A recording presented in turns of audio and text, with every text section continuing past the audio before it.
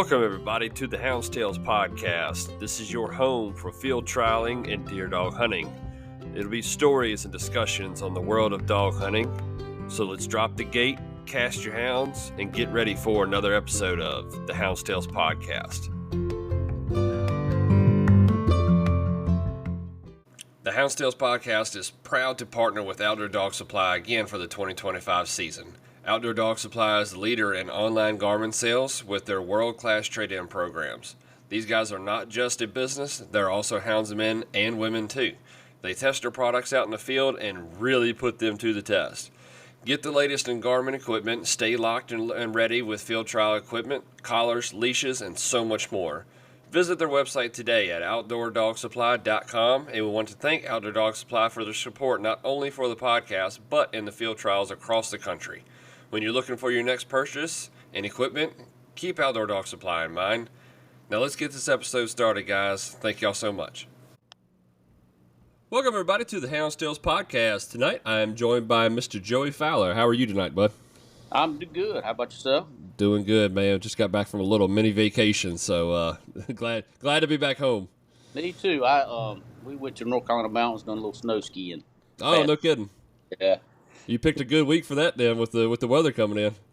No, it was there was no snow. Of course, on the slopes they had fake snow, but no snow when we got there. But the last night we were there, it snowed really well, but we had to leave the next day. But we did at least get to see the snow in the mountains. So. I got you. Well, perfect.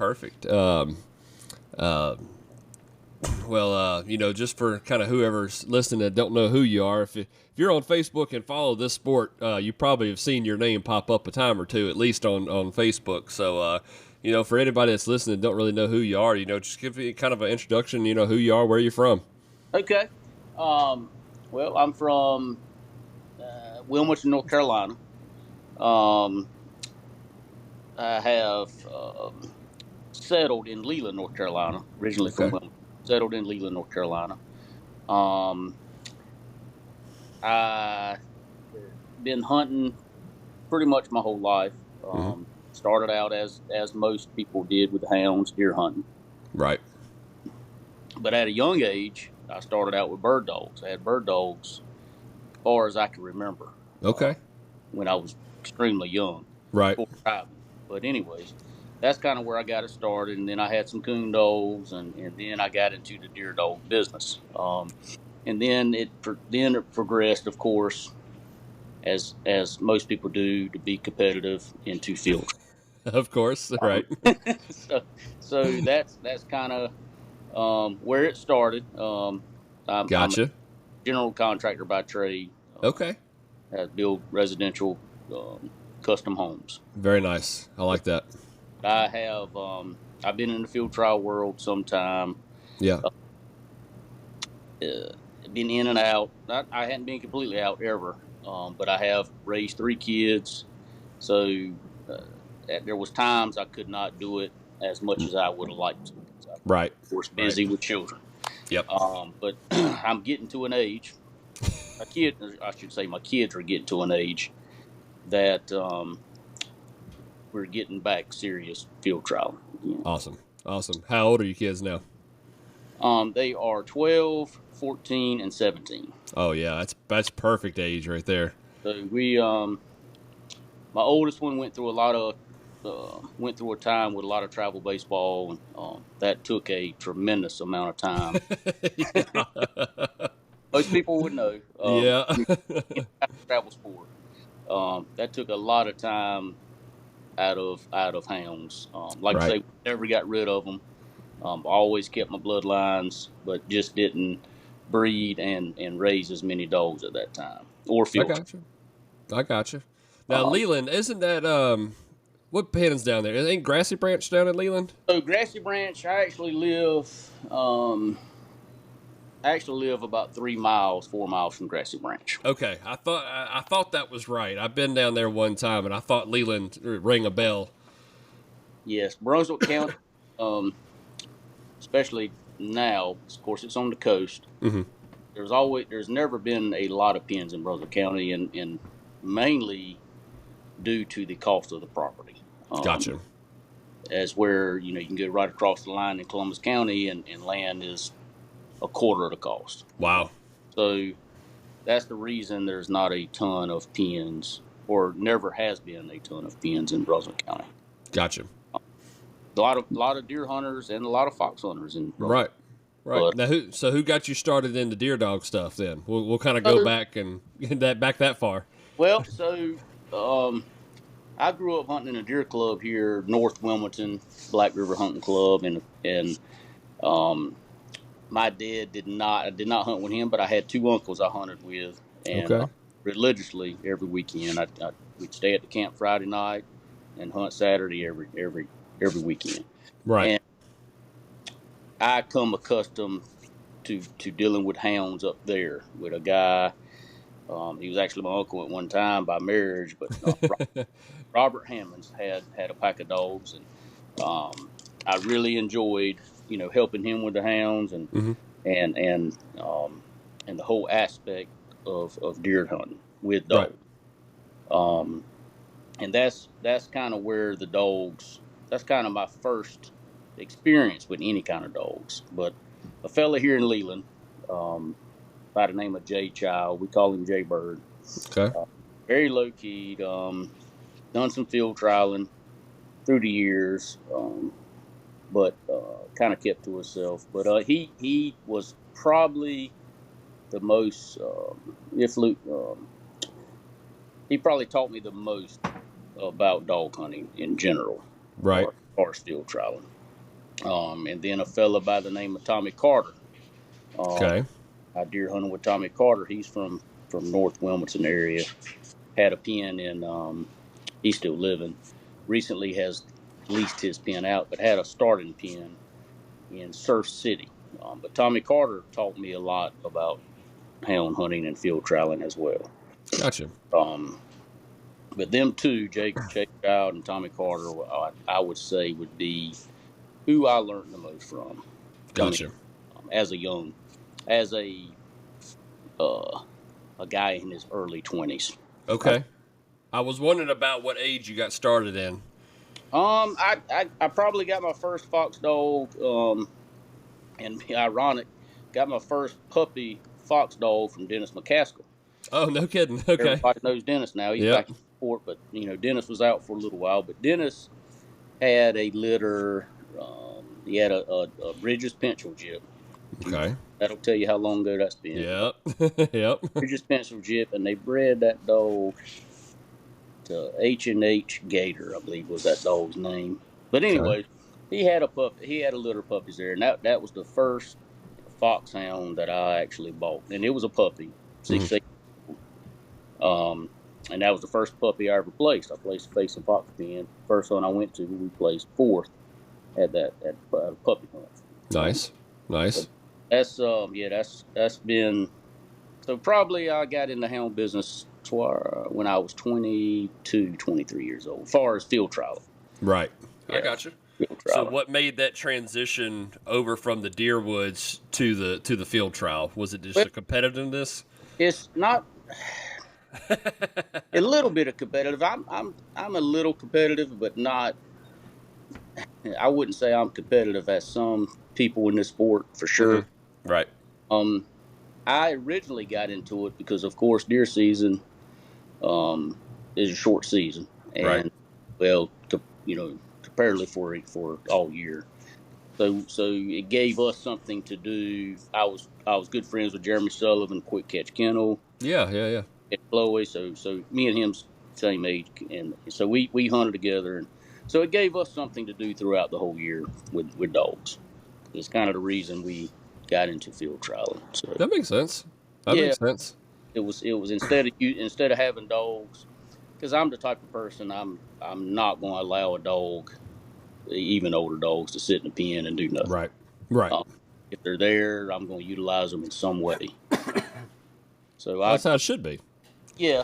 So, you got, even these days, you got a lot of deer hunters that they hunt from opening day of deer season to the last, and that's it. That's it. Yep. I can't stand it. I don't know how people do it. Well, I don't, just let the dog out for, every month at least. Right. let Right. it get a little exercise or whatever. Yeah. I understand that some places you can't turn them out on the outside. That's Right. understandable, but Yeah. there's enough enclosures to turn them out. Especially down in Carolina. Oh yeah, we have enclosures. I mean, geez, We, I don't we know what the final count is on the enclosures down there, but I know it's over 100 now, ain't it? are well over 100. That's Yeah, what I thought. there's plenty of places to exercise these dogs. Right. That was the main thing. Like I say, I just didn't want to have a dog for a whole year just sitting in a pen. So Yep. it just gave us a good avenue to use them throughout the year instead of just for a few months. I like that. I Yeah. like that. It's funny the guys that do the last day to the first day rest. Then they first day they go out and the dogs are all whacked out and all kinds of crazy and they're not doing anything. They're like, I don't understand. The dog was perfect last year. Like, well, Yeah. I can tell you some stories I believe it. about I've have messed with for people in pens, Yeah. um and they get to hunting season and they don't perform for them like they should. So, Mm-hmm. but they've been Yep. sitting, they've been sitting for 6, 7 months, 8 months. Yeah. Kind of Yeah. hard to compete. That's been sitting that long. Cast them out the box and look like Big Deborah rocking out there. That- that's right. Like they've been eating little Debbie Little cakes. Debbie cakes all year. Yeah, but no, that's kind of where it all started. It stemmed from deer hunting, and it's gradually got to field trialing. And I've always pursued breeding for a 3-day type hound I rather like than it. puppy hunt 1-day style dog. Mm-hmm. I feel and everybody's got their opinions. I feel That's that right. a true bred fox dog should be able to run 3 days, 15 Yep. 5 hours a day. And if he can't, I don't think he's worthy breeding to, I like that. or I like she, that. or Yeah. maybe. So No, that's I'm always with you on that. important, and been same dogs for forever. Um, I know some people say, especially here in Carolina with the coyotes, some people say the dogs are old or not as good as the dogs are new, vice versa, whatever. But I'm still running pretty much the same bloodlines I always have. So Okay. and And they you've had some good success over the past couple of years too. I have I've had some good success. We I breed and raise and start everything in house. And that's another trait of mine. That's not normal in the fox Mm-hmm. hunt. Right. Um, and that's I think that goes back when I said I'm not competitive as some, which I feel like I'm very competitive with my dogs. But Right. if I don't have a group of dogs I'm not competing with, I've never felt the need to go buy a dog to compete with. So that's I can I would, respect that. yeah, I would rather have another litter and go through them and try to find me one Yeah. than to Yeah. go. I respect that a lot actually. Um, so and that's and I come up playing through sports, playing baseball, and I was extremely competitive, but um, I like to do it my way. I like to raise bone dogs, and I just like that aspect of it. Yeah. I'm not I don't think anybody's wrong by buying dogs and going competing. I don't Right. Right. think anything wrong with that, but that's just not the way I do things. Yeah, especially when you're established in it. You know, the new guy getting in, it's a little different. But when you're established in it, yeah, I can respect that a ton. Yeah, yeah, yeah. You know. Some people, like you say, you got it. You have to get established for sure, and have to have some dogs to get started. Mm-hmm. But that's kind of always been my thing. Is I'm breeding them and I'm raising them and I'm starting them myself, and I get what I get. Yeah, I like that. The Hounds podcast would like to take a minute and talk about our friends over at Cajun Lights. When pleasure running at night or judging those nighttime field trials, you can put your trust in Cajun Lights. With the economical Cajun Bayou for the every now and then light user, the Cajun Micro for the nighttime feeds and around the house times, then the top level Cajun Blinder for those hardcore crossing getters at night. The Cajun Lights are headlamp style light that free up your hands for voice recorders or your GPS. They offer flood-style lights in red, amber, and a white walking light. Then the top of the line 4-level main beam light. If you're having a hard time catching crossings at night, give the Cajun light a try. And the red and amber setting to catch the game without distracting them, and with the easy flick of a switch, go back to your main beam light to catch your hounds in action and get those numbers. Visit their website today at CajunLights.com, and at the checkout, make sure you fill out the survey after your purchase and select Hounds Tales Podcast to receive 5% off your next purchase with Cajun Lights. Now, let's get back to the episode. Yeah. And I seen where you had posted earlier you were going to start conditioning dogs again this year. That's pretty neat. Talk to me a little bit about that. What all does that entail for you doing that kind of thing? So Lonnie, of course, he had it. We have, and he has a good setup at the Fox Pen. We have roughly about 40 individual kennels. So that when I say individual, we can hold up to roughly 40 dogs by themselves. Okay, gotcha. So which that helps, dogs who fight each other or right. finicky eating, we can contain them by themselves. So as where someone who has just open pens, they can't control them dogs. So right. As far as their eating habits. So anyways, that's a good setup, and I was blessed to get that from Lonnie. But yes, we run them Sunday afternoon. This is the schedule now. It might change when it gets warm, but we run them Sunday afternoon, 4 to 5 hours, and then Thursday morning, 4 to 5 hours. I got you. Okay. Depending on what the dog can handle, we might catch them out. But and then doctor them as needed. If something's wrong with them, we take care of them and we feed them. Have to bring no food unless some people have brought food. They requested to feed a certain feed, and I understand that, and we'll do that. But we have feed there and take care of them the best we can. That's pretty neat. You don't really hear of, especially I'm up here in Virginia, so pens are limited up here, but so you don't really hear of anything like that up here. So that's a neat little deal you got going on. Yeah, it's getting more and more popular in Carolina. And you take a guy, especially guys who work on shutdown, out of town type work guys. Right. It's very, very beneficial to them. Say they got 3 dogs. It benefits them greatly because they would have to worry about getting somebody to come and get their dogs to run them and take care of them, all that kind of stuff. Care of them, so they're there in the pen. So we're taking care of them as well as keeping them in condition and in shape. I like that. That's awesome. It's a good avenue for someone. Someone that's got 15 dogs or so, it gets right pricey. But someone, someone with 3 or 4 dogs trying to keep them in shape, it really works out well. Yeah, I was gonna say that's really not bad. I mean, like you said, for somebody that's going out of town for a few weeks, like on an out of town job or something like that, that's like a perfect avenue. Perfect. It is, and I've had some people who are going on vacation. Instead of having to worry about somebody feeding their dogs, they can bring them there. We take care of them, and they get run at the same time. So it's a lot of avenues. It's like I like that. Yeah, and I like that. So pretty reasonable. Not bad at all. Not bad at all. So we talked about it a little bit there with the Fox Preserve, C&M. I know that you got a whole lot to do with that. So, what is your involvement with the pen and kind of how that all come about? Because I know that's kind of a newer thing here. That's very new. So Lonnie, of course, I've been running C&M since it was established. I guess roughly 20, maybe a little over 20 years.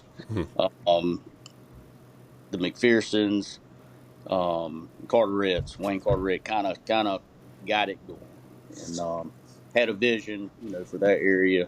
Built the pen, got it going, and they run it for a while, and then it had a few other. They actually owned the pen, of course, but it had a few other people that leased it that just didn't work out. Right, I understood. Yeah. Lonnie got the pen. Lonnie's a businessman, and Lonnie got the pen and has done. I think he had it 13 years. Okay. 13 or 14. But anyways, Lonnie done extremely well with the pen. Mm-hmm. Yep. Uh, he could not, in my opinion, which I'm tweaking a few things as far as the type of hunts we're having, but as far as the way the pen was run, um, eh, there's not much that needed to be changed at Right. all. I've never heard anybody have any complaints about coming down there. Yeah, I mean that I'm still um I'm feeding his game just like he always did because I felt like he always had great game and it was Mm-hmm. always in shape and healthy and conditioned. He showed me how to worm them and he showed me how to take care of the game. And I think that's the key in these preserves Yeah. Yeah. is is, Absolutely. is your animals as well as these guys hounds. They especially these days with all the access to medications and all Yes. and these hounds are in top condition shape. So I feel like your animals, your game needs to be in. No matter if it's fox or coyotes, they need to be in top condition shape. So Right. we try to run them balanced for sure. Try to run them and condition them hard as we can. Yep. That's right. Keep them ready for a field trial. Mm-hmm. I think that's the key. The pen and the local guys there really um, they keep the pen run really hard. And for the most part, they take care of the game as needed. Yep. Because they know it's a place to field trial and we want game all year. That's right. But the key to that place is really running a hard, and it's a hard running pen when the game is in shape like it is. So Yeah. That's what I've never made it down there myself, but I've always heard that it is a barn burner when you come down there. You better be ready. you need to be ready, and it's I feel like it draws some of the best dogs in the country. Yeah. For if you come there and you compete, you're doing pretty good. I like that. You can compete almost anywhere. So Yeah. of course, there's different style pens. Of course, That's right. guys, you got gray fox. You got red foxes and all. That's a different Yeah. style, but um, the style we're running here in Carolina is it Better is hold it's on and get you some. that's bring sprint shoes, not your marathon shoes. That's right.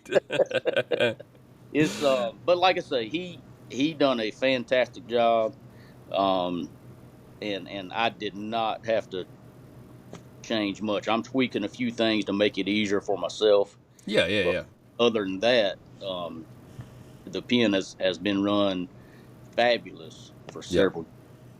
Yeah. Sure. And that's one thing like I said, I've always heard is how well the pen was ran. Like when you come down there was no problems on game, there was no problems on running, and then everything was just clean. It was nice looking. It was a nice facility. Everything was just world class down there, and it sounds like the way that, you're going to be taking it over. And if you're going to keep things a lot the same, that it's probably not much is going to change with that. So I love hearing that. It's such a respect thing, towards Mr. Ward, that just shows how much respect for one you had for him, and just shows the respect that everybody else did, that, keeping it just like he had it was going to keep people coming and keep the pen running like it was. Correct. Like I say, Lonnie is um, he's a fantastic guy with a great big heart. Mm-hmm. Some people would disagree, but I've been around him a lot. But Lonnie kind of had his ways, but he had a genuine heart and really Mm-hmm. liked to help people. I've had several requests for him to come on here and talk too. I think we'll have to may have to push those Well, buttons a little bit and see if we can't make something happen. yeah, he wouldn't sugarcoat anything. I bet. I can guarantee you, he was Lonnie was straight to the point, and it didn't matter.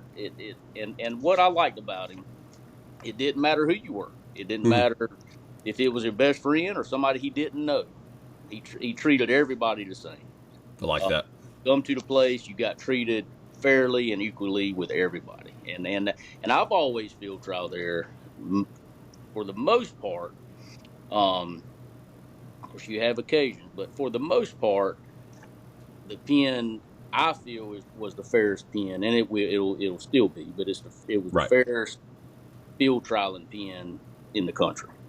Because Lonnie was a very big stickler on people doing the right thing. So Gotcha. I like so that. yeah, and with the master rules and these computer programs, um, you can see exactly what's going on in your enclosure with Joe. Exactly. So he studied that stuff extremely hard, and he knew what was going on at a field trial. I like that. So I that was a main key factor, and I think that's why it was a key factor that the place always had as many dogs as he wanted. There was never a time where he had to struggle to get people to come to field trials. Right. How many? How big is that place? It's roughly 325 acres. Okay. We're going to take a quick second and pause this episode and talk about our partners over at Elite Nutrition. Our hounds, they're athletes, guys. They give us their all each and every time that they're casted. Elite Nutrition offers an all-natural products to give your dogs the natural benefits they deserve. From the canine remove and all-natural wormer to the Electro Boost paste for an electrolyte replenishment, body fluid balance, and blood flow improvement. They also have products like Active Dog Powder for recovery and joint muscle support, Essential Dog Powder for daily vitamins and minerals, probiotics, prebiotics, and enzymes, and then the Canine Lactate Powder for nursing dogs to help with milk supply. There are tons of other products for y'all to check out at CajunLights.com, then click on the Elite Nutrition section to explore. When you go check out, only at CajunLights.com, use the code HTElite10 to receive 10% off your Elite Nutrition products. Again, that's HTELITE, the number 10, to receive 10% off Elite Nutrition products only via CajunLights.com. I've been using their products over the past couple months, and I could not be happier with the results. See for yourself today, and we want to thank Elite Nutrition for taking a step forward into this field trial sport. Now, let's get back to the episode, guys. What it is. I got you. So about how many dogs are you able to have for a hunt down there?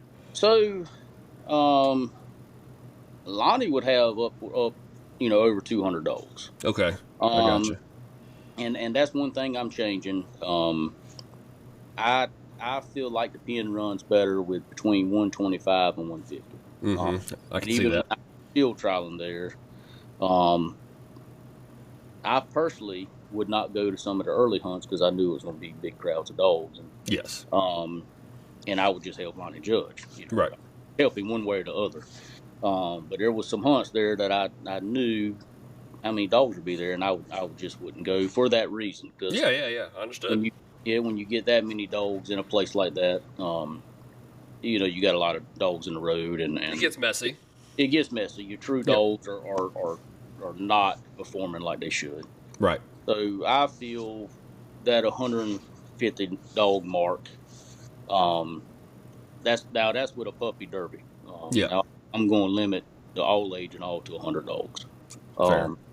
But with the puppies and derbies, you got a few puppies in there that, of course, they just run straight lines typically, anyways, if they're true puppies. But right. They should. So if you see them swinging and swiping, you might need to look at the age. But might need a picture of that birth date. But anyways, for the most part, people are fairly honest about that. But so that 150 mark is a good number. 125 to 150 is a good number for that enclosure. Everybody got the right number. That's what I was just about to say. Every pen, man, people don't realize that every pen has that like magic number where if you hit that magic number, it's a hunt. It is a hunt. Yep. And we had 153 at the first hunt this year. And like I say, it's pretty new green, a lot of green game. Hadn't been field trial. They've been run, been field trial, and we had very few problems. Good. That's awesome. It was especially for about 3 hours. It was a. Gotcha. What kind of is it? Is that a kind of a thick pen, or is it wide open? What kind of environment you got going on down there? It's both. A little bit of both. Yeah, we have some Carolina bays, of course. They're the path out. There's paths in it, so that dogs. I remember when the pen was first built, them bays were 4-dog to pieces. But Yeah. but there's some thick bays in there that helps the game out a little bit, and then there is some extremely open pines. Gotcha. There's probably a field in there. There's a field in there about 30 acres, 40, that they plant in corn or soybean, vice versa. Okay. Yeah. So when the corn, it's going to be corn this year. So when the corn starts growing, that of course that thickens that area up. Yeah. So. That's them eye swellers. It is. That's what I've been. If we could get to April when that storm starts growing, we'd be in good shape. That's right. Be, you can always tell when you get them dogs coming back. They've been in them fields. I mean, them just swolled up tight as you can be. Yeah, especially the soybeans. Oh God, them soybeans are. Then the front of the legs all tore all to pieces. Yeah, when I of course that was years ago. All pens were night running back then. Yeah. Of course we just had foxes, just like you do in Carolina and Virginia now. But yeah. So yeah, when it was soybeans in that field, years ago, how that would be, because you let him run all night. Mm-hmm. That would beat a dog up for sure. His eyes would be rolled back in his head. That's right. Yeah. Are y'all able to maintain any fox in that pen right now, or is it strictly coats? I have put a few gray foxes in there, and they run okay. Yeah. The problem with foxes in coyote pens is the coyotes. The coyote typically kill them. Yeah, that's right. Yeah. Problem with foxes. But every now and then you get a good one in there that's smart, knows how to avoid them coyotes, go up trees. That's right. And I got a few in there right now running pretty good. Gotcha. We scored them at the last field trial. We probably got a little over 20 crossings with foxes. So that's that's right. I was gonna say that's right there. That's right. Good. Yeah. I guess that was probably in daylight too, right? That was daylight. Yeah. That's really good. That's all daylight. Yeah. Yeah. I know a lot of times when you got pens that do have mixed game in there, it's daylight running. It's hard to find a fox that'll run in the daylight when you got a mixed pen.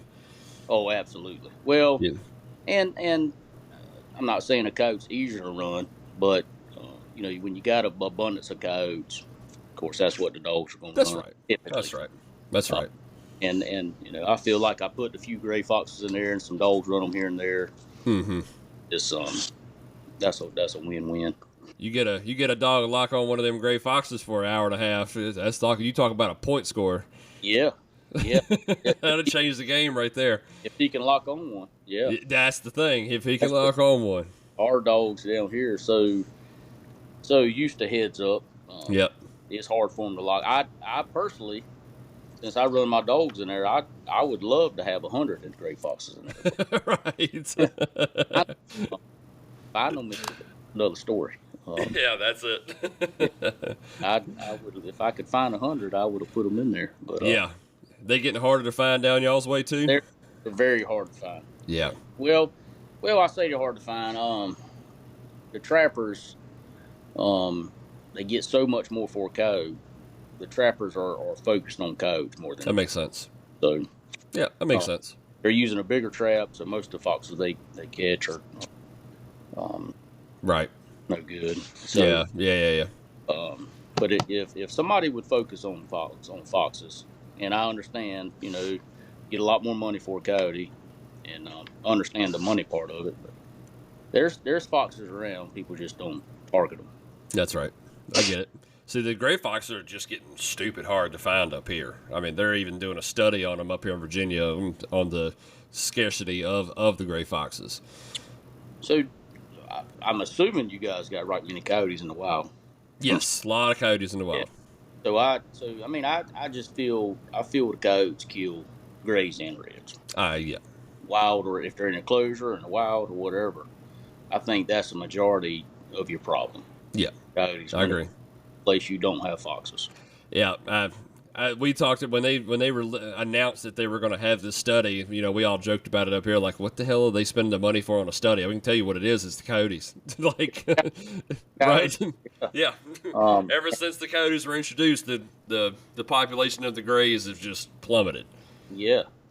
Reds are still hanging on pretty tough, but the grays are terrible, man. Yeah, I mean, why? What's the reason? And since the coyotes are, pretty much local native, I mean, what's the reason? And you can't have them up there in the pen? I wish I could answer that for you. I know years ago, you had them. Yep. Matter of fact, years ago, um, I remember boys here from here would go to Billy's, to his puppy pen, to the puppy pen over there, and Mm-hmm. that was actually before we really had them. Yeah. As far as that kind of style running, but Yeah. yeah, I don't. you know, yeah, like I say, I knew they outlawed. Yeah, I don't know what I don't know why the reasoning behind the outlaw. I don't know, all the ins and outs on that. I'd love to hear, the exact reason. I'm sure it's probably a load of bull, honestly, but, why they can't have the coyotes in the enclosures. Maybe it was a population thing back then and they just never have updated. I think that's some of the stuff that I have heard is it was, we didn't have a whole lot of coyotes there for a while, and then now we have way too many, and nobody's really attacked it, I don't think, either, to try to get it back. So maybe that's something that will happen, but I don't know. Yeah, I mean that would be definitely a way to control population. Yes, that would help. One way for sure. Yeah, for sure. Trappers. So now, so now that you're kind of do you own the pen or are you leasing the pen? I'm leasing the pen. Gotcha. So now that you're the leasee, what's your plans for it? Where do you want to see it go? What's some of your ideas that you want to see come along for the pen as far as hunts and stuff like that go? Well, I'm going to keep the pen pretty much as it was on schedule. I am planning to have some bigger prize type hunts. Okay. Or some Garmin hunts, some buggy hunts. That's kind of where it's gearing to with one day all age hunts. Gotcha. People want big prizes these days. That's right. I'm still going to have some of these puppy derbies because there's a lot of people, especially young people, just getting started. They can't afford $200-$300 entry fee. That's right. So I'm going to do both, but I am going to mix in a couple of them big hunts. I like that. What about as far as multi-day hunts go? Multi-day hunts, I'm going to keep it the same. We have a 2-day in July, and we have the 3-day first week of December. Gotcha. I'm not going to change that at all. Gotcha. And the reason being is I multi-day myself, and I have decided when I took the pen over I was not going to run in any hunts. So if I'm there at a multi-day, I can't be somewhere else at a multi-day. I like that. So that's the reasoning behind that. I've just made the decision that if I'm going to operate the pen, run the pen, and it's going to be my hunts that I'm putting on, I'm not going to run in them. I respect that a lot. That's a big thing. A lot of I see both sides of people running in them, but I respect both sides. I'm not saying I disrespect the other side, but I think I have a lot more respect for somebody that's doing like you're doing and says, you know what, it's time to, it's not my place to step in and run in my own pen, and I like that. Yeah, and that's why I'm not going to have more multi days, because it's going to take a time. I could have 4 3-days in there, but right, that would eliminate me from going somewhere for multi day. So that's right. So that's how I'm going to work that. I like that. Yeah, I'm not saying just like, and I've told several people, if something crazy happened and some kind of big hunt come there and run in, kind of like they did the World Cup last year or several years now, running different pens, and it was in that pen, I wouldn't say I wouldn't run in something like that. Yeah, that somebody has a stat, it's a hunt somebody else is putting on and they're getting the judges. All I do is provide the pen. Yeah, offer the pen for them. So right, I like that. But and don't know if I'd do it then, but I'm not going to say I wouldn't. That's not right. Depends on the circumstances. Depends on the circumstances at that time. But as far as the hunts that I put on, or the 1-day hunts in the pen, I will not run in them. So I like that. Yeah. I like that a lot. Let's kind of move into the something that you've established for this year for the pen that I thought was actually just incredible. It's something to me that is an overlooked thing, especially for one day hunts, but even more for multi-day hunts is your judge's incentive. Let's kind of talk about that for a minute and explain the incentive to everybody, kind of what you have going on, and then we'll kind of talk about where the idea come from. So, with the judges, and as everybody knows, judges getting these days is like pulling teeth now. And for the most part, early in the year is pretty easy. Then things gradually go downhill. So anyway, I feel, and me and Lonnie's talked about this for years, about creating a some type of seminar class type thing. Yes.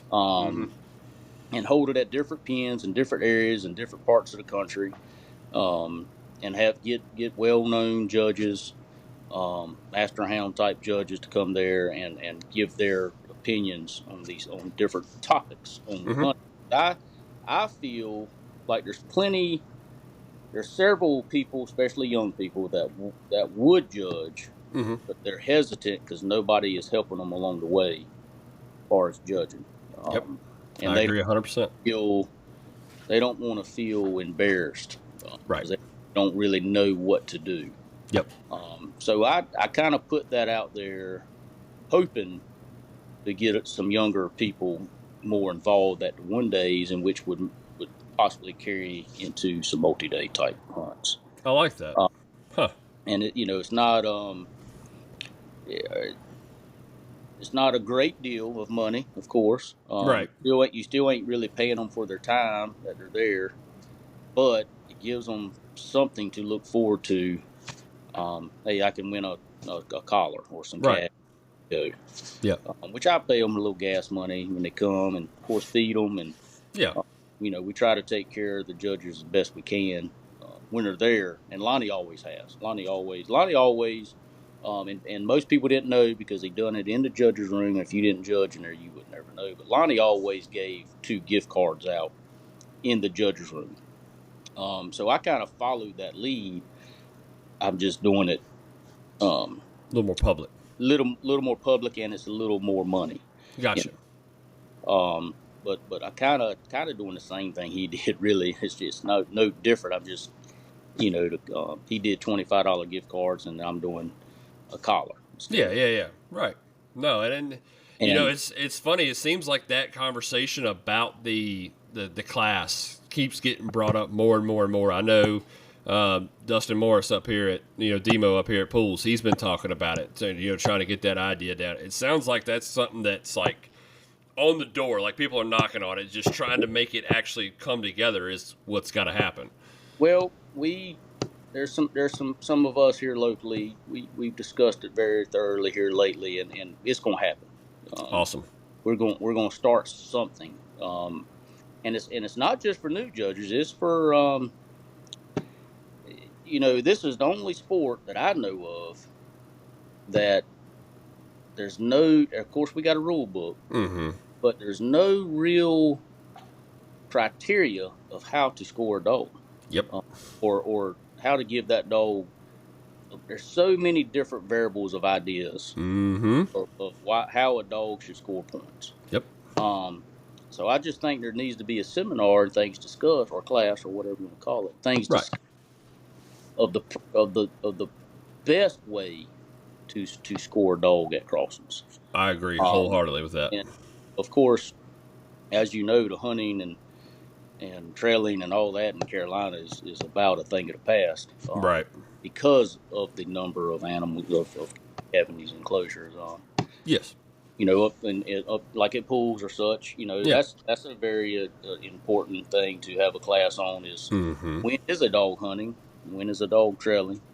When he's fell in the heart, of course. Right. But in Carolina, there's not many pens, in my opinion, that a dog would deserve hunting. There's just too much running going on. Yeah. By the book. By the book. There's some times that, at a multi-day hunt, the third day, that it gets a little quiet, but for the most part, there's not. And the problem with that is, with these coyotes, a dog is so wired up Right. Well, now I'm just, because I still hunt mine on the outside and the inside. But when they get after these cows, they are so wired up. It takes them a while to settle down. Yep. Wow, they're not thinking about hunting because there's so much Yep. game everywhere. Yep. But I would love to see some type of large scale classes going on in the whole country. Yeah. And I know I would go. yeah, we're going to do one sometime in late spring and the summer here. Okay. Don't know what pen it'll be at, but we are definitely going to do something. Awesome. It's a little bit of a drive for me, but maybe I'll have to make it down. The Hounds podcast is happy to announce our newest partnership with Low 10 Outfitters. If your kennel is looking for new apparel to rock to the next field trial, look no further than Low 10 Outfitters. They offer shirts, hats, hoodies, coats, and other accessories with custom logos for your kennel or your hound to go on. With top quality merchandise and long-lasting quality, you can't go wrong with Low 10 Outfitters. And very soon we will be offering Houndstail podcast apparel on their website at low10outfitters.com. So be on the lookout for that coming up here soon. Thank you, Low 10 Outfitters, for teaming up with the Houndstails podcast. And don't forget, guys, low10outfitters.com to get your apparel for your kennels. Now, let's get you back to your episode. Yeah, I think it'll be on the weekend or something, but just to kind of get something started, and hopefully it'll just continue a trend. But with the thing with the judges, used to in the past when I started, you went to a hunt, and even 3 days, went to a hunt, you won. Even if you won, you won a $25 trophy. Well, back then, $10 trophy. But now, these judges are seeing these guys win trucks and thousands and thousands of dollars at these hunts, and they need to be rewarded somehow. Yes, it's different when I just felt like it was different when you were just giving trophies back, and there was nothing. Everybody was kind of equal. But now, with all the money being generated, there needs to be some type of way, not of course not paying them like a job, but some type of incentive to help them out. Give them a feeling of respect and, hey, we want you to be here judging our dogs. Because I done the math the other day. There's only at C&M, there's about 10% of people that run or that hunt at C&M field trial. About 10% that may have judged in the last 10 years. So, wow. I would bank that it's probably like that everywhere. So, 100%. Yeah. Gosh, yes. So 90% of the hunters that are not helping out at all. Yeah. And it's a shame. It really is a shame. It is. I've spoke with Ronnie North a few times about this, and of course he's told me to write a letter to the masters and whatnot. I just have not did it, but I would like to see if you're competing for any leaderboard points at all, that you would have to be required to judge a certain amount of hours. Yep. Whether it be and it wouldn't have to be a 3-day field trial or 2-day. Be your local puppy pen to get hours. Right. Everybody can go somewhere a weekend, especially here in Carolina, because we got to hunt every weekend somewhere close, within the hour from you, and judge a hunt, help somebody out. So, I got a pile of pins down there. Golly. And we have a lot of hunters, and but like I say, if the hunters would learn to just participate in the judging aspect of it a little bit, we would be a lot better off. I always tell people too, like if you're having a hard time placing a dog and you're wondering why, go judge a hunt and you're gonna see why. Go see why. It'll open your eyes on what's going on, because in a field trial, just like the C&M, I typically run the limit pleasure running during the day is 30 dogs. Sometimes we'll go a little over that, but you take a dog that's running with 15 to 30 dogs, and you put him in there with 150 dogs, things change. You talk about a shell shock to a lot of dogs. It's a big difference, and I've always said, and I got that 17-year-old son, and there's a difference between a field trial dog and a dog. Right. some dogs can do it both, but there's a field trial dog he's got to have the ability. He got to be a pretty smart animal to control them packs of dogs. Yeah, I had a buddy of mine that had a dog that when you pleasure ran it, you ran it on the outside, and she was $1 million. I mean, she looked great. She had good speed, had a good head on her shoulders, and you take her to a field trial, and she'd come back with 0 points every time. Every time. We're like, what in the world's going on? So we went. I'm not a buddy hunt person by any means, but a buddy hunt person. I'm buddy hunt. You can watch what your dog's doing in there. We took her to a buddy hunt, and the dog went and laid in the woods 30 yards from cast for an hour and a half, and then every time a big pack would come by, she'd go and tuck back in the woods. She was scared of a big pack. Right. She would not run with a big pack. She just absolutely made her buckle down. And they're like, well, there's your answer right there. Yeah. And even though they run with big packs, some dogs just cannot handle big packs of dogs. Right. They got to have the mental ability. And sometimes that makes a bad outside dog when he'll stretch out, swing, try to. It's a fine line, Some there's some that could do both of it, but a field trial dog is not necessarily a great outside dog for sure.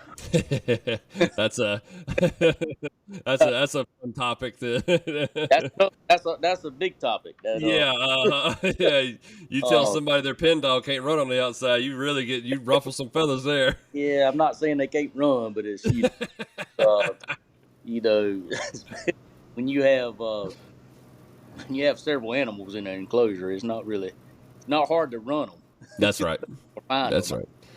Well, I can't wait to see where y'all go with this judges class. This is something that you kind of were talking about a little bit. We have a rule book, but there's so much gray area in everything on there. Between the scratches, there's not very many ways that you score or scratch a dog that are just black and white. It is, all right, this is how it is. This is what you're looking for. This is it. It is a lot of discretion. Yeah, opinions, and guys that, I grew up with dogs. You've been around dogs a long time. Sounds like you grew up a lot with dogs. So, growing up with dogs, what to look for, what this is, what cunning running is, not that that's even a scratch anymore, but what a actual difference between a dog that's babbling and just excited barking a few times, Correct. It's we know that kind of stuff, and I'm not trying to say that I'm perfect by any means, but I know a little bit what to look for in a dog, and it can kind of tell a little bit of a difference on things. But you got guys that are coming in here that, maybe just went to a field trial with a buddy a couple of years ago and liked it and said, okay, I want to get into this.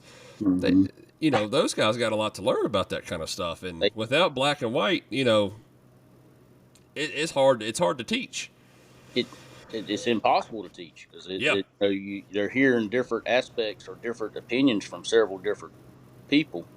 And some of them they respect a lot and been in hound hunting a long time, but they, it's just, like I say, it just needs to be a black and white way to do things. Mm-hmm. Of course, in the field, things are variables. That's right. But there needs to be, like I've mastered several hunts over the years, and I tell my people, judges, that listen. I agree with scratching a dog more than anybody, but especially down here with all this game, I tell them to make sure for 100% that the dog is wrong. Mm-hmm. Because just like just like that first place crossing, I want him to earn that first place crossing as he earns to be scratched. That's right. So I want you to make sure that he's in the wrong before you scratch him. That's why I agree with scratching a dog more than anybody, as far as if the dog's doing wrong. So that's why I'm a big fan of the 2-scratch rule with the masters. Absolutely. You got a dog, especially in the pen the size of C&M. Typically, that dog's going to get seen by multiple judges. If he's, especially a mouthy fault, he's going to get seen by 4, 5, 6 judges. Right. I agree. Not going to be a one-time instance. You got these. You got bigger pens, such as like in pools, you could get away with something, but these smaller pens, a dog's you're gonna get seen. I mean, a dog's gonna show up if he's doing wrong. So, and if he only does it one time, and you second guess yourself, and and you don't do it no more, well, it is what it is. So, That's right, and even those scratches will carry over into multi-day hunts. That's what I like about it too. Yeah, he might get away with it at a one-day hunt, but to get away with it multiple days, it's very unlikely. Very unlikely if he's not a clean dog. Right, yeah. right. Smaller pins for sure. It's always funny. You go to some of these hunts. I know we had a 2-day derby up here at Hollywood a couple years ago, and this poor dog got whacked by everybody in the pen. He had a whole page to himself with scratches. It won't no hiding that one. I've seen.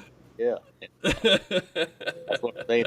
Like I say, typically they get seen by more than one judge if they're doing wrong. That's right. That's right. But I do like the 2 scratch rule for sure with the I really like the master program. I was a national guy forever, and when the masters come out and you could show everybody or display or everything was in writing as far as the judges' scores, and everything was out there in white and black. Yep. Here's what my judges scored, and when the nationals did not follow suit, I kind of fell out with the national. But I understand that. Yeah. I think if it's available, and I don't think if the pen, even though if they don't post the judges' scores, if they're having a masters hunt, they're still available. Yep. If somebody questions something. So exactly. I just don't. I personally don't want to go somewhere if they don't feel like they can post their judges' scores. Mm-hmm. That's just since it's available now. Before it was available, that was another thing. But now since it's available, and it just feels like you're hiding something to me. Yep. Maybe not. Yeah. But if you got the capability to show your hunters how each dog that place got scored, why not? Yep. I've had that. I mean, with my series last year, I had a guy call me, and he's like, I have reason to believe that this dog was scored up by this person. I said, okay, give me 2 minutes. I went to my computer because I have the computer that the program is on. I said, then that's for that reason, So I went and pulled up the computer. I said, I found the dog, found his scores. Here's all his crossings. I took a picture of it, sent it to the guy. I said, which hunter scored him up? And it was clean. It was clean as a whistle. Right. Like, there it is. Yeah. What more can you ask for? That's right. And that's a big aspect for for that program. Mm-hmm. Yep. It's definitely a tool that everyone should use these days in field trialing. Yep. Well, I hope one that y'all touch on is running a damn cover track. I want to know what everybody's opinion on that thing is. Dogs get scored on running cover track. Some of them get track. God, I hate that rule. Oh my God, man, I hate that rule. You ask 5 different judges, you're gonna get 6 different answers on what a cover track is. I can't stand that rule. That is something that needs to be clarified. It needs to be taken out of the rule book. Is what it needs to be. well, there's a time when it is running. Oh yeah, for sure. There's a time, and and the main wording in there, if it's interfering with the race, that's the main wording that people. Just like babbling, interfering with the race. That's right. So and what most people, especially young hunters, they don't understand these rules are written. When years ago, when people were running gray foxes and there was one race. Right. They were not in an artificial environment with several races going on. It was they were trying to catch that piece of game. Mm-hmm. And if you had a dog that messed up, that run a track backwards or babbled over there, and he say you was running a gray fox in a bay and they made a loss and you had a dog babbling, well, it would just break up that whole race. So that was the reason. That's why that fault's there. Yep. But the artificial environments we run in these days is it's hard to say what a dog's doing, so. Right. But Yeah.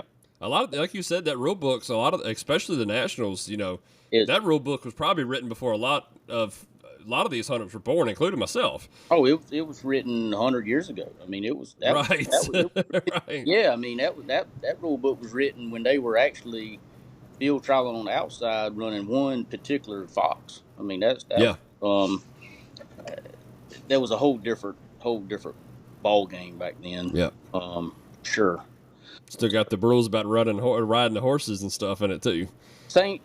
That's right. Same scenario. So a lot of that needs to be going through and reworded for the enclosures. Yep. And just an update. Yep. That's all. Because, like I say, we are running in artificial environments typically, right. And it's not like running on the outside. That's right. Trying to, back then, and I'm assuming there was some type of trapping, but years ago, when they were trying to catch them predators to kill them. I mean, they were trying to get rid of them. So, right. As far as eating chickens and livestock, and that was the way they got rid of them years ago. So they didn't want a dog to mess up no race. If he messed up a race, here's the way I explain it to young people that deer hunt. If you're running a 140-inch buck, and you got a good race going on, and you got one dog that comes in there and takes it the wrong way, messes up that race, well, you're gonna be mad at that dog.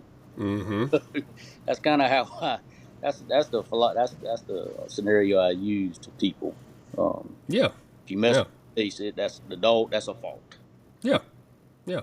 Well, and that's something that we've talked about too, just, and just having conversations with people is when people don't scratch dogs for faults, people aren't realizing that their dogs are messing up in the pens.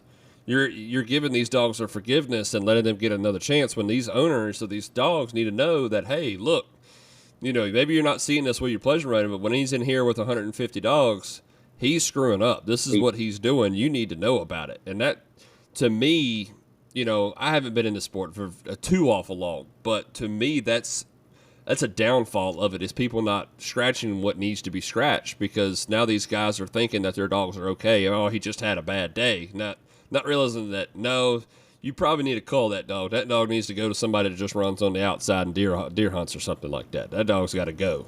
That's correct. Yeah.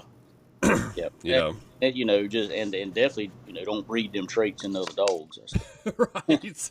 Right. That's when field trials started years ago. I mean, that was the reason for them, is to create field trials to create dogs to produce good traits.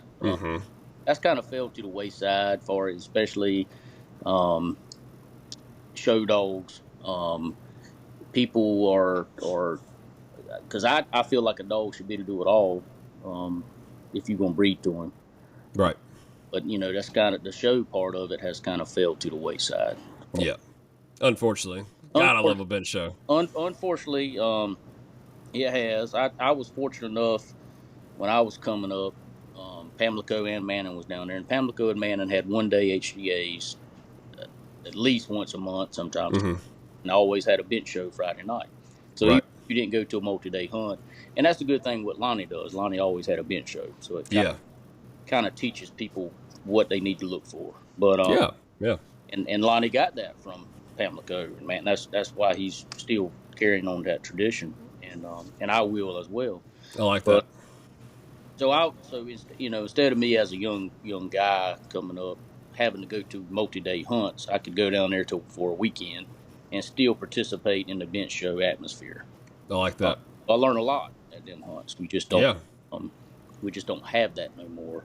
Right. At most facilities. So. I love a bench show, and one of the things that I've always thought was how do I word this? Disappointing to see. You look back in some of the magazines and some of the old history pictures of the sport when they're showing the bench shows, and they're in gymnasiums and they're in these nice facilities, and these guys are in almost suits. Like they're in nice dress shirts, their ties. I mean, these guys are looking fancy. You know, these guys are looking nice. And Yeah, then you go to bench show now, and there's guys in cut off shorts and Daisy Dukes and out there trying to show up in, yeah, to a bench show. yeah. And I'm like, It, man, where? I mean, I get it. Don't get me wrong. It's a new day. It's modern. Whatever. But it's like, man, to see the respect and like the honor that those older houndsmen had about the bench shows, like it was just like, man, where did we lose that? right. Well, and there it goes back to traits. Breed for traits that you like, but Mm-hmm. breed for traits that continue to better the foxhound. Mm-hmm. And we're getting, and I think it's kind of changing. We got to where we just focused more on speed. That you were definitely breeding some of that out. But Right. it's people are realizing that Yep. speed don't get it done all the time. So That's right. That's right. kind of that phase, I believe we're behind. I hope so. Yeah. Um, I've started feeling like that too. Even just the short amount of time that I've been in, I felt like there's a turn coming where people are looking for more of that track running ability more than just trying to be a greyhound and run. they are. Yep. There was a phase there everybody went through, and it's coming back to Yep. true dogs again. From what I see, Yeah. especially locally and abroad, because I mean I kind of pay attention to what people are running and what's doing well in multi. Yeah. So it's that's a good sign that I got you. I like that. as far as breeding dogs and all. So, let's move it to a little bit of your personal hunting, man. If I remember right, last year you had a pretty good little year, didn't you? Last year, yeah, we I think you hit a lick down at the was it the Big W Memorial Hunt down there at Old Tram? Ain't that right? Or was that the year before last? year before the Big W Memorial, we see I made a duel and a bench champion. Yeah. And I had a group of solid white dogs. Yeah, that's why I remember it. Yes, sir. They done real well for us. Yeah. Unfortunately, I lost the best one. Oh man. She just, I got a low battery here. She just I was running over at double in, and she got hung up in a. She just it was an accident. But I got you. anyways, lost her and kind of set me back for a little bit. Kind of Understood. a little upset about it. But anyways, but the male, I still got a male, and he does, and that them dogs are, I guess, 5-6 years old now. So Oh wow, I didn't realize they were that old. yeah, I'm thinking about bringing him to the All American. To be honest with you, that's how tough. Okay. Super tough dog. But, Yeah. and that's what they were. That's why they performed so well at Mitchell's there. But because they were tough, and that's a tough 3-day to go to. Yeah. That's a hard running pin too. It's a hard running pin. It's a smaller pin, so running's in their face all the time. So it wears most dogs down. Yeah, for sure. For sure. Good there. I got a litter of Ringer Rays. I've done very well with. Right now, I got a litter of Chromes. I'm looking very forward to this year. So Gotcha. won a few 1-day hunts with them. Yeah. Second at the Winter Classic here a few weeks back. Okay. But looking forward to them this year for sure. So I still have 2 of my Chromes, and I'm very, very pleased with them. Very pleased with them. Yeah, mine are, and the reason I bred the Chrome is not because his status or what he's done. Yeah. Is what, from what I've seen, them dogs produce anywhere. They produce on wide open coyotes or hardly any running foxes. Yep. So that's what kind of dog I'm looking for that can run at any condition. So Right. and that's how mine are. They are. A lot of people. I wouldn't say don't like Brandon, but but most of it is jealousy.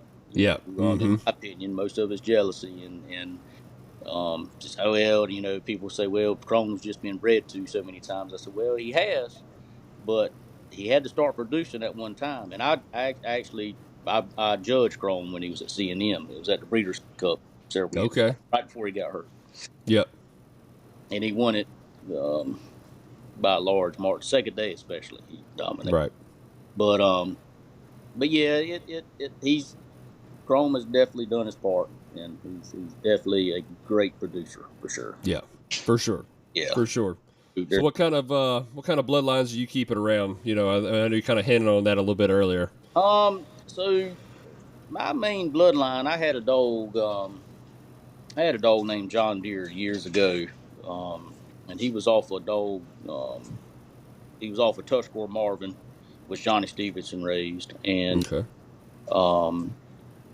A dog off of Lightfoot, Jimmy's Lightfoot, which is Jimmy Brown that owned Jimmy Ziploc. Same Jimmy Gotcha. Brown. But Ray Castine down here had had Lightfoot, and we bred a Jip to Lightfoot, which is out. Lightfoot was outside dog, and Black and Tan, he was Lightfoot dog. But anyways, so I bred that Jip to Tuscarora Marvin, and I had a dog named John Deere, and pretty much everything I have to date, even the white dogs, went back to John Deere. Because he was a true. She done pretty well in the pen as well, but he was a true dog on the outside. Gotcha. And that's what I bred to. Where did that white get thrown in at? So the white, I went down to, and that's a great. This is how long that me and my wife's been married 20 years, and this was before then when we were dating. We went We went down to Gary Gowan's to get some puppies, and I at that time I had all black dogs, mainly, of course, Tuscarora Marvin. I started out with some Pine from Little Tom Ipop. He had Pinedale Hunter B at the time back then. Okay. So I had a few puppies from him I really liked, and so anyway, Gary Gowan was doing real good with them Smoky G's at Manning. Yep. So I'm gonna get, I said I'm gonna go get me some of them puppies. So I went down there, and he told me what he had, and I had already kind of decided on what I was getting before I got as far as the crosses. Right. So I went and picked them out, and we were leaving. I got 4 or 5 of them, and we were leaving different litters. And my wife seen this white puppy, lemon. When I say white, lemon. And, she had some light lemon on her, and in there with a bunch of black and tan looking dogs. And Gary said, "Oh yeah, that's all such and such." And to this day, I still don't think that was the right. But regardless, I had to go with what the paper said. But it could have been an oddball. You know how that is. Right. Yeah. So, anyways, we bring this little Jip back. Called her Phoebe, and Phoebe, unfortunately, got a tick disease at a fairly early age. And but she at the PD, I can't remember what year it was, but South Carolina State back then, the South Carolina State was in September and the PD was in November. Okay. South Carolina State, we were down there field trialing, and she went out third or fourth the last day. And I mean, I'm back then it said make $100 down there. Yeah. And me and Stephen Fowler, we rode, there used to be a trailer in there. You rode in there, you could watch them dogs. And we watched that dog for 2 or 3 hours, just drag dogs running them red foxes in there. And so, anyways, I always pulled around. I was young back then. I always pulled around a pop-up camper. Thought I was, but so, anyways, I got back to that gate. I don't know if you ever went to Manning. I don't know if you. Nah. Well, anyway, at Manning, at the Big Pen Manning, at the main gate there was a road. I don't know. That road was probably half a mile long. It was long. It was a long straight road you could see down there to a T. Okay. And so, anyways, we got in the last hour. You had to come out the last hour. So right.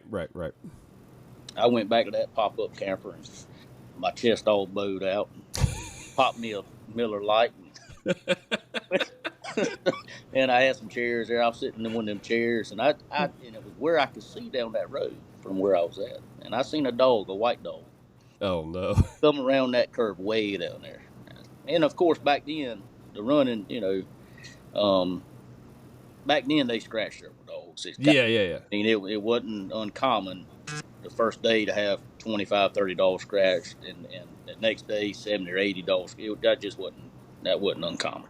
Right. So there was a bunch of dogs coming to the gate. That wasn't uncommon at all. Well,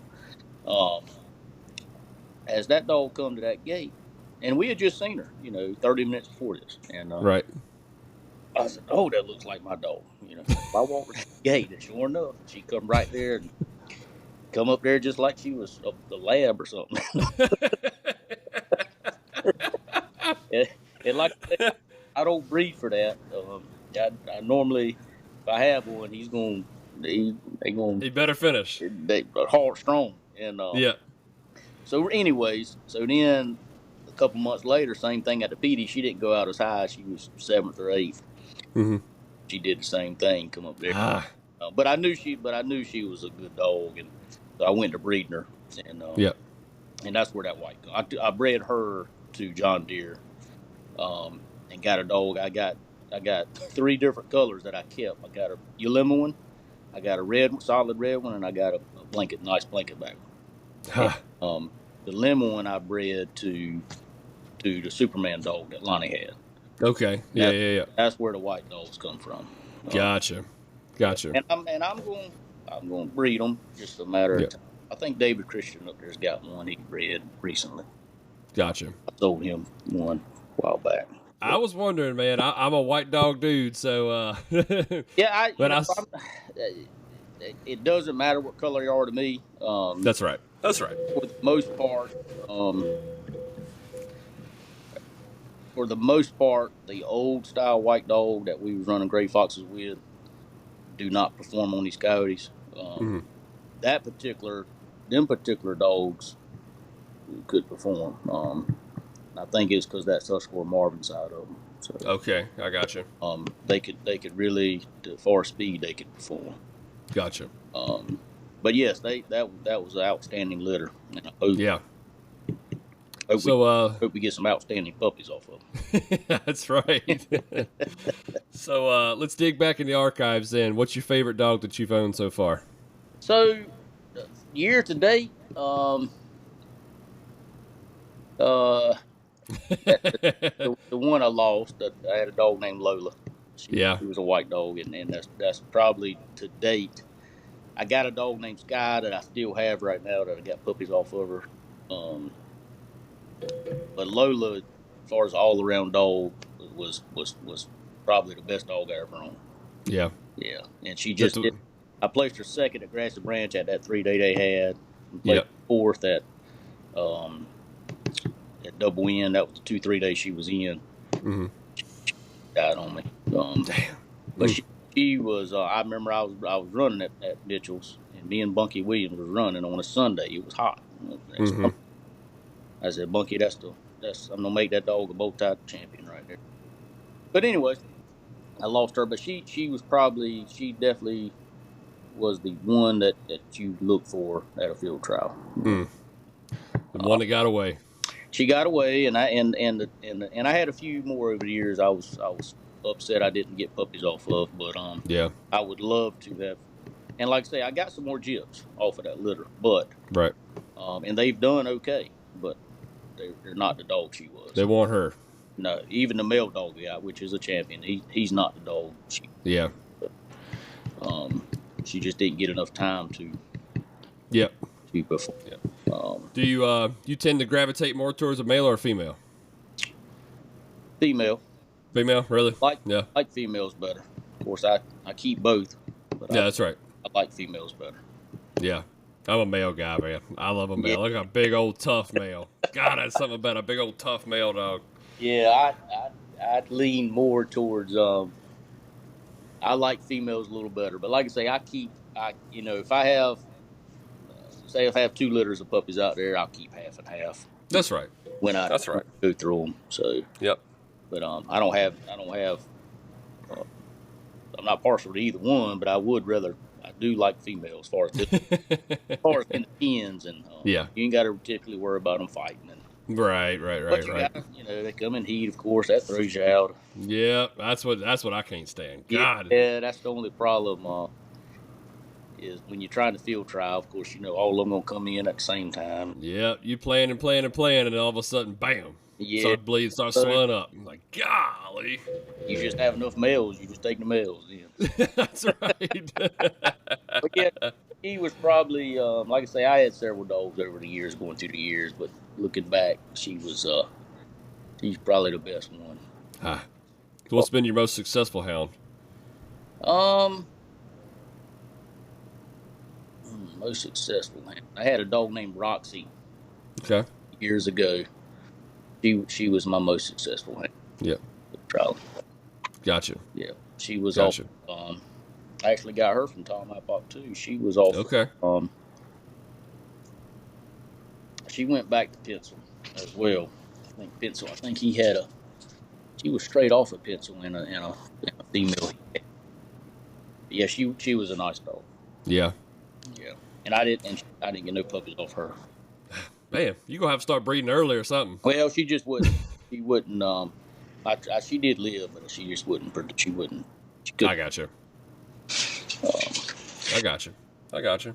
All right, y'all. Now it's time for Around the Howl, presented by Elite Nutrition. Just make sure you check out their products, Elite Nutrition products, at CajunLights.com, and for 10% off of Elite Nutrition products when you use the code HTELITE and the number 10. That's HT Elite 10 at checkout. All right, let's get it rocking. All right, this week and Around the Howl, not a whole awful lot going on.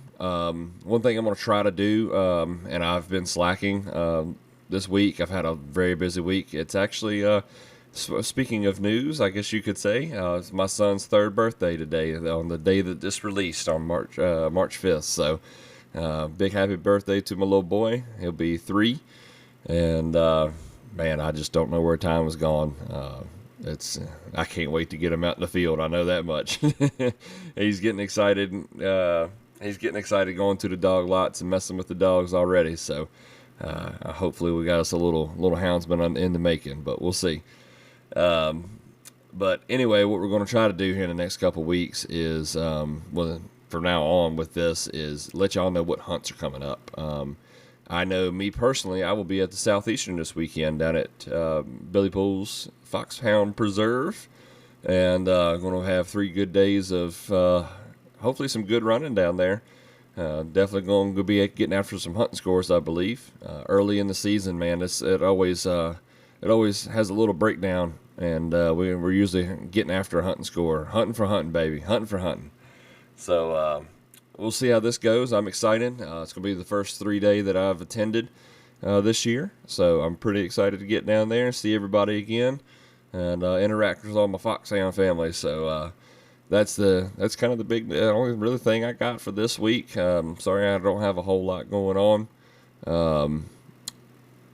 I believe that's it right off the top of my head. I didn't get much of a chance to write it down. Like I said, it's been little man's birthday this weekend, and so I've been right busy this week with getting everything ready for this trip coming up, and of course little man's birthday. So definitely try to do a little better next week, but I believe that is it, and we will move right on into the spotlight. And thank you again for Elite Nutrition for this section of Around the Howl.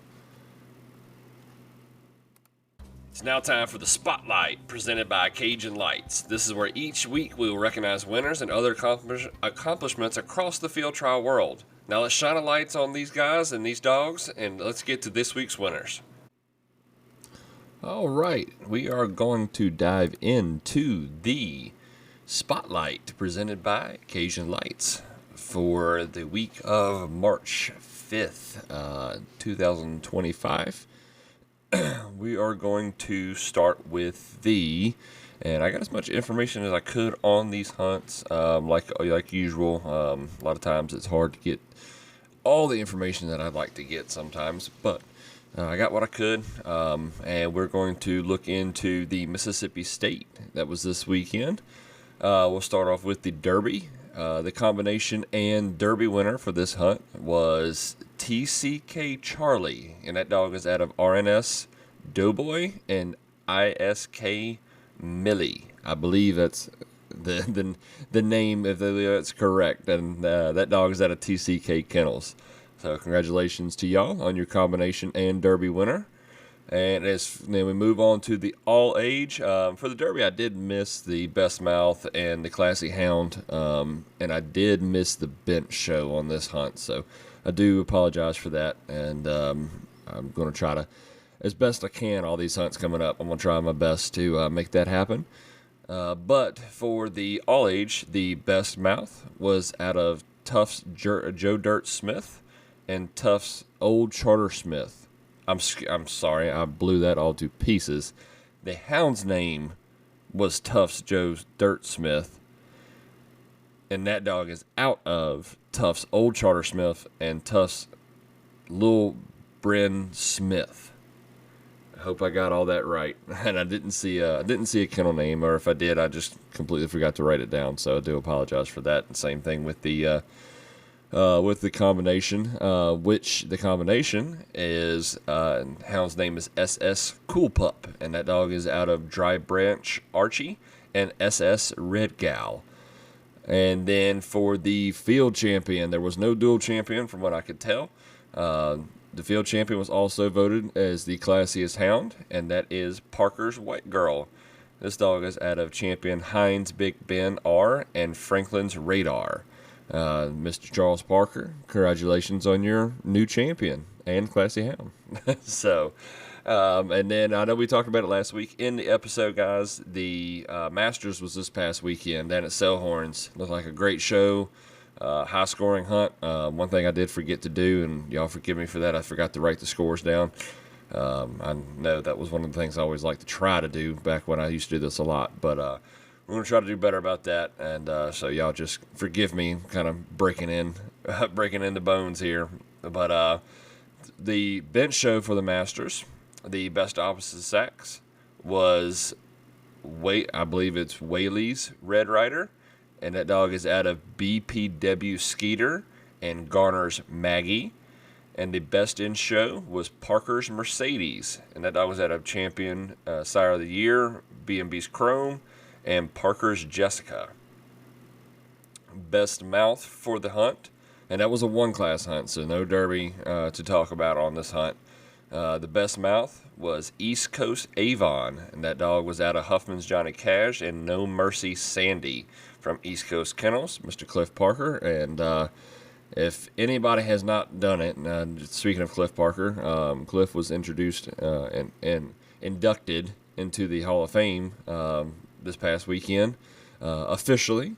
So congratulations to him. And if y'all really want to watch, and it's a great watch, go to the Masters page. I'm pretty sure it's still up there for right now. They have the award banquet that is on the Masters Inc. page on Facebook. It's a great watch. It's a great listen. The Masters does a great job of really explaining why each person and or hound or cross was put in there. So just a little side note for y'all, if y'all looking for something to do, that's a great thing to go watch, and I highly encourage it.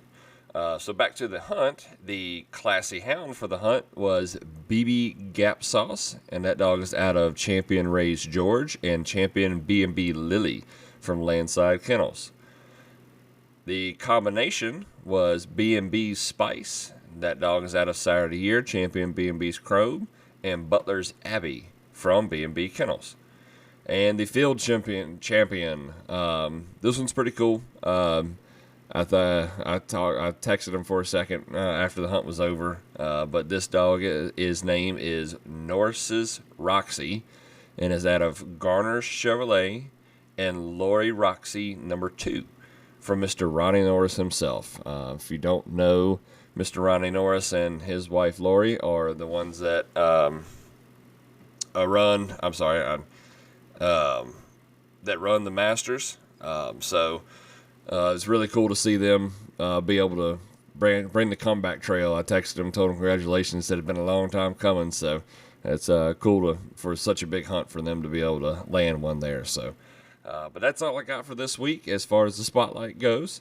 So I hope everybody enjoys, and we're going to move from this on into the listener questions. So here we go, and then we'll end the episode at the end of that. All right, here we go. It's time for the listener question section presented by the Southern Hound Hunting Magazine. If you're looking for a magazine that reaches all of your all things hound hunting, the Southern Hound Hunting Magazine has it. From foxhounds, deer dogs, hog dogs, small game dogs, you name it, the Southern Hound Hunting Magazine has it. Visit their website today at southernhoundhunting.com to get a 1-year subscription of quarterly magazines for just $20. Now let's get to these questions and we'll discuss these topics that y'all sent in. Thank y'all so much, Southern Hound Hunting Magazine, for your partnership. Well, man, we're getting a little over an hour here, brother. So, I definitely appreciate you coming on. This has been a lot of fun. So we did it. We're gonna hit this closing topic real quick. We sat around for a few minutes before we got started here and talked about a closing topic, and this is one I think will be a big one. I know. I believe Jason Smith up here was actually the one that asked this question. It was, what do you look for in a pup, and how do you choose it out of a litter? And I'll say let's go early age. Let's start that 8 to 12 weeks old kind of look. Okay. So, like I say, I raised all mine here in the house. I've had a few that I didn't raise over the last 15 years. But what I look for is a smart puppy. Mm-hmm. A puppy who you don't have to worry about it feeding, and don't have to worry about it. When you start feeding them, weaning them from their mom, they learn real fast, and that's mainly what of course, I look for color first. Right. Right. Like, as everybody does. That's right. But as they grow and start weaning them off of that mama, I look for an extremely smart puppy. I like that. That's a trait that I think a dog needs, is to be intelligent. First. Yep. Before he can do anything else. So, them ones that are have trouble feeding and finding the mama's milk. Yep. Yeah, I normally go put an X on them right now. Yeah. So, and I might be wrong sometimes, but I know I look for the alpha. I know me personally, I look for the alpha. Well, male. The male's typically the alpha. So, yep. That's kind of that's a good trait. He's pretty smart too. So. Right. That's just me, but at that age, that's something I've always looked for, is the one that's you don't mind. Yeah, he's the dominator. He's the one that's gonna. Yeah. And it gets a little messy as they get older, but it does, and I'll typically keep that one as well. The ones I really look for is really the ones that seem really intelligent. Yeah, I like that. At an early age, some babies learn things earlier than the other babies. Right. So that's kind of, because I watch them a lot when they're 4 to 5, 6 weeks old. I watch them a lot. But. Now, what about your ones that are, that right before you get, you're moving them right before breaking time, that 4 to 6 month range. I know a lot of guys will keep pups around till that 3 to 6 month range right before breaking time. What are you looking for as far, like, what if you're having a litter and you keep the whole litter and right before breaking time you're like, all right, that's the one, or hey, that's the one that's got to go? What are you kind of looking at in those kind of situations? Well, when I have a litter, I'll keep half of them, and once I keep them up to 4 or 6 months old, I typically keep them for a while. Until they're 14, 15 months old. Right. That's kind of, I've always did that. Gotcha. Early, and I sold the rest of them, and I go through them early, because the problem with that is, with what I do, because I don't puppy hunt, a lot of dogs start performing really until they're 14 months old, 15 months old. So. Yep. I hate to get rid of one early. A lot of people want some of my dogs early, 6 months old or so, before they started, but I don't typically get rid of them. Gotcha. If they're that young. Yep, I understand that. Once I raise them up to that age, I typically start them and run them. Yeah. I'm the same way. If I keep them past that 8 weeks, 10 weeks old, if I keep them past that, they're mine until they get past that 12, 13, 14 month old range. Yeah, I'm the same way. I give them, like I say, I've picked out what I want out the litter, and unless one of them just makes me mad, in the pen or something, Right.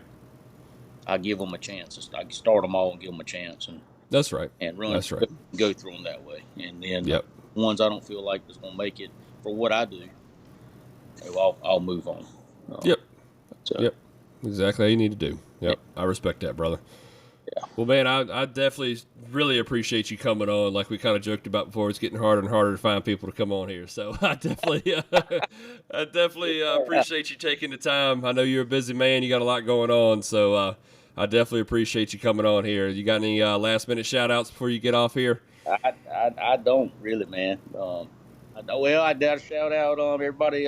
Keep Clyde Sutton in their prayers. He's having some health issues. Okay, I don't think I knew that, so yeah, I appreciate that. Yeah, he's dealing with some issues right now. If everybody keep him in his prayers. So. Absolutely.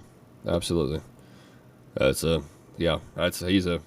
talk about somebody that's a major part of the sport. Right? That's one. He's a major part. He's been a very big influence of mine as well. So. Yes, sir. But yeah, like I say, he's going through some little things right now. Hopefully, he'll get through it and be strong. Yep. Gotcha. Move on. So that's right. Well, man, I certainly appreciate you coming on. I look forward to seeing what y'all do with this whole judges incentive and this judging class and all that kind of stuff. So thank you again for everything that you do for the sport. I know it's not easy running the pen and doing everything that you're doing. So thank you for that. That's something. Pen owners are the unsung heroes, I say all the time, of a sport and people that run them. So I definitely appreciate you doing what you do. Yes, sir. Thank you for. Absolutely. So everybody out there listening, thank y'all so much. Be sure to check this one out on all your listening platforms, and if you have not done it yet, please like and subscribe to whatever listening platform you are on. And like always, guys, we'll see you next week, and happy hunting.